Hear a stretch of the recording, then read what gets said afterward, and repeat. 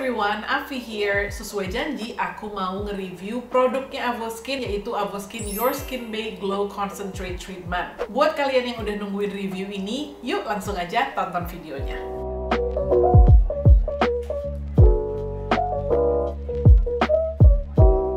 Jadi beberapa saat yang lalu tuh aku pernah upload video shorts di YouTube yang nunjukin ini ya, produk-produknya Avoskin Your Skin Bay Glow Concentrate Treatment ini. Dan waktu itu aku nanya, perlu nggak sih di-review? Dan menurut kalian, dari komen-komen yang masuk, kalian bilang perlu dong gitu ya. Makanya aku bikin video ini.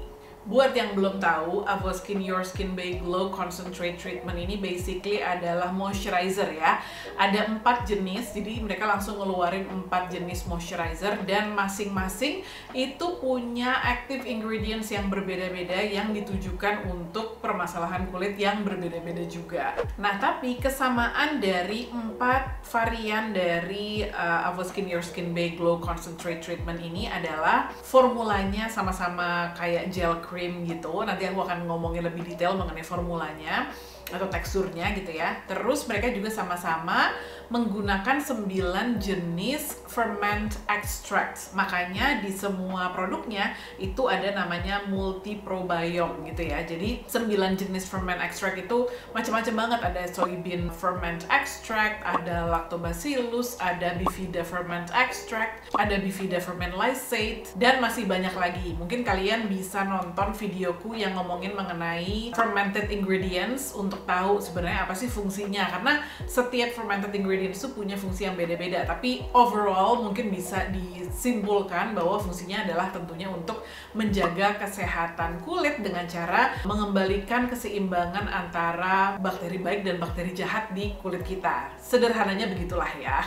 Nah, di luar dari 9 jenis fermented extract tadi, mereka menggunakan ingredients yang berbeda-beda antara satu varian dengan varian lainnya. Kita bahas satu persatu ya. Aku mau mulai dari yang warna ungu dulu, yaitu Your Skin Bay Glow Concentrate Treatment 2% alpha-arbutin, multi-probiome, and beta-carotene. Kayaknya kalau denger dari namanya aja kalian udah tahu ya bahwa ini tuh diperuntukkan untuk kulit yang punya masalah hyperpigmentation atau kulit kusam, karena alpha-arbutin itu kan fungsi utamanya adalah untuk mencerahkan. Jadi kalau baca di websitenya Avoskin, memang si Glow Concentrate Treatment ini bisa membantu untuk memudarkan PIH atau post-inflammatory hyperpigmentation ya, atau misalnya bekas jerawat, dark spots gitu-gitu. Terus juga dia ada beta-karotennya yang juga fungsinya bisa untuk meningkatkan kayak skin radiance atau skin tone kita lah gitu. Selain itu di dalamnya juga ada adenosin, terus ada polyglutamic acid juga yang merupakan humectant gitu ya, yang bisa mengikat air dan menjaga hidrasi tadi di kulit kita. Jadi ini tuh diformulasikan selain untuk melembabkan dan mencerahkan, juga untuk kayak soothing the skin, untuk menenangkan kulit, jadi bisa banget dipakai sama yang kulitnya sensitif. Berikutnya kita bahas Avoskin Your Skin Bay Glow Concentrate Treatment 1% tranexamic acid, multi-probiome, and pineapple. Panjang banget namanya ya. Nah, cuma aku tuh waktu pertama kali lihat ini sama yang alpha-arbutin, jujur agak bingung gitu. Kayak ini tuh bedanya apa ya? Karena aku tahu alpha-arbutin itu fungsinya mainly adalah untuk mencerahkan, dan sama sih tranexamic acid kan juga gitu ya, kita taunya this is a skin brightening ingredients. Jadi kalau dua-duanya tuh main ingredientsnya adalah untuk brightening, what is the difference gitu. Nah, setelah aku baca-baca lagi dan tanya juga ke orang Avoskinnya, ternyata kalau yang ungu ini memang lebih untuk kulit yang kusam dan juga kulit yang ada hyperpigmentation atau PIH-nya gitu ya. Kalau yang kuning ini lebih untuk kulit yang berminyak dan juga berjerawat. Jadi pineapple extract itu kan mengandung satu enzim yang namanya bromelain, yang dia itu sifatnya menenangkan atau soothing gitu ya. Dan kulit yang lagi berjerawat itu kan biasanya mengalami peradangan gitu. Jadi memang bisa dibantu untuk lebih kalem dengan pineapple extractnya. Terus di dalam sini juga ada bisabolol yang juga punya fungsi soothing gitu ya. Ada calendula extract juga. Terus juga tentunya dengan berbagai macam fermented ingredients itu yang fungsinya juga untuk mengembalikan mengembalikan balance lah microbiome di kulit kita yang hopefully juga membuat kulit yang itu lebih sehat. Sementara tranexamic acidnya itu ngebantu untuk mencegah terjadinya hiperpigmentasi atau bekas jerawat gitu ya. Terus karena di dalam ini banyak skin soothing ingredients, artinya selain kulit berjerawat, kalau kamu kulitnya sensitif juga bisa coba sih yang ini. Apalagi kalau misalnya kulit kamu tuh sensitif dan kamu punya masalah dengan kulit kusam misalnya, hyperpigmentation, bisa dicoba ini gitu ya. Terus juga alternatif kalau misalnya kamu nggak cocok pakai arbutin gitu kan, karena kan ada orang yang cocoknya pakai alpha arbutin, ada yang cocoknya pakai tranexamic acid. Bisa dipilih antara glow concentrate treatment ini. Sekarang kita masuk ke Your Skin Bay Glow Concentrate Treatment 2% Aqua Ceramide, Multi-Probiome, and Hyaluronic Acid. Kalau ini sih cukup straightforward, lihat dari warnanya, denger kandungannya, kita udah bisa nebak lah ya kalau yang ini tuh pasti untuk kulit yang kering, kulit yang punya masalah dengan skin barrier, kulit dehidrasi, dan emang benar gitu ya. Jadi ceramide itu kan satu kandungan yang emang termasuk natural moisturizing factor di kulit kita ya. Jadi dia salah satu zat yang ada di skin barrier kita. Makanya memang ceramide itu bagus banget kalau kita pakai saat kita mau merawat skin barrier kita. Terus ada hyaluronic acid juga di dalam sini sebagai humectant. Dan ditambah ada glycerin juga. Jadi intinya it's all about hydration, it's all about skin barrier, it's all about moisturizing basically. Dan yang terakhir, dan ini adalah Glow Concentrate Treatment yang aku pakai, namanya Your Skin Bay Glow Concentrate Treatment Polypeptide Multi-Probiome Acetyl Glucosamine and Red Algae. Yes, jadi kalau yang ini lebih untuk anti-aging lah basically gitu ya. Jadi selain multi-probiome tadi, moisturizer ini juga mengandung 2 jenis peptide. Yang satu itu copper 3 peptide, yang satu lagi acetyl hexapeptide 8 yang kalian mungkin pernah dengar dengan nama Argireline. Dua-duanya jenis peptide yang memang banyak digunakan di produk skincare, fungsinya untuk menstimulasi produksi kolagen, untuk membantu mengurangi tampilan garis-garis halus dan kerutan gitu ya, untuk membuat kulit lebih firm gitu. Terus di dalam sini juga ada acetyl glucosamine, ini tuh merupakan asam amino ya yang sebenarnya ada di badan kita, ada di kulit kita, dan juga dia fungsinya adalah untuk tekstur kulit dan juga menjaga kesehatan kulit, sama ada red algae juga. Jadi ya balik lagi ya, basically kalau ini tuh lebih untuk anti-agingnya lah gitu. Dan karena ini pakai peptide, ini juga bagus dikombinasikan dengan retinol. Jadi kalau misalnya kamu pakai serum retinol gitu ya, kamu bisa moisturizernya itu pakai ini, karena kan retinol dengan peptide itu biasanya hand in hand.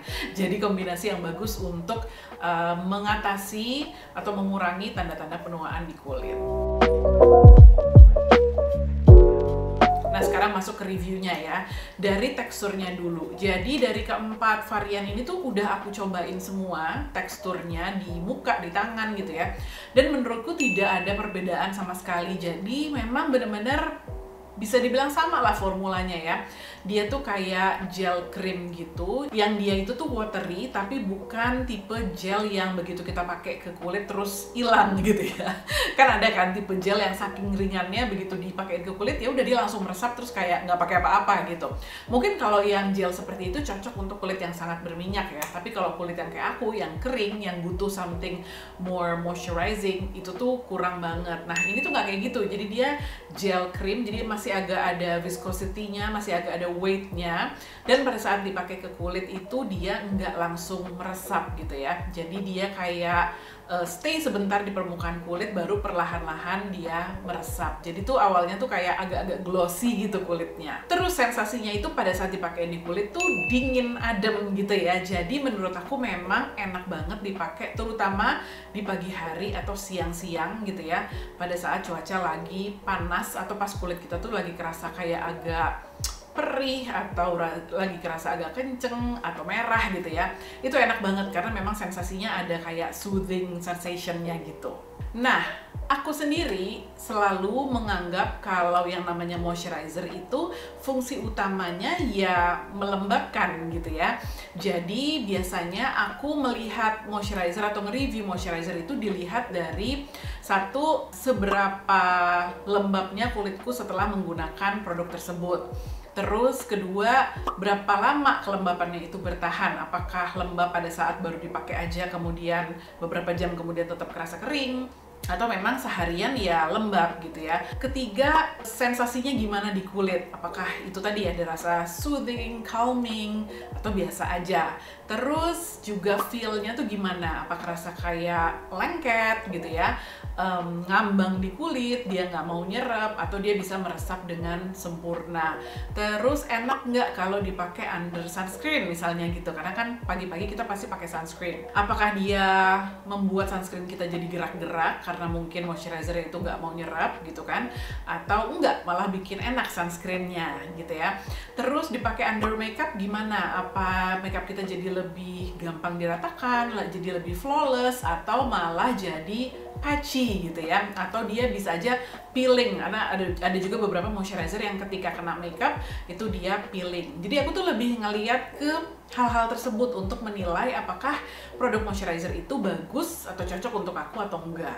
Jadi kalau misalnya moisturizer yang aku pakai itu ada efek lainnya, misalnya kayak mencerahkan atau ngebuat kulit aku kerasa lebih kenceng atau apapun lah itu ya, itu aku anggap bonus aja gitu. Karena aku tidak terlalu berharap hal-hal seperti itu dari moisturizerku, karena balik lagi gitu, buat aku fungsi utamanya moisturizer ya untuk melembabkan gitu kan.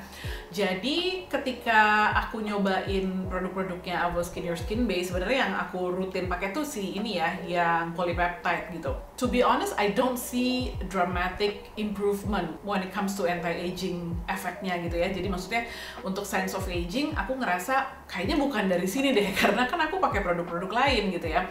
Dan memang itu gitu ya. Jadi aku tuh kalau misalnya untuk skin concern yang lain di luar kelembapan ya, aku lebih nyari resultnya itu dari kayak serum yang aku pakai, atau essence misalnya, atau masker gitu ya.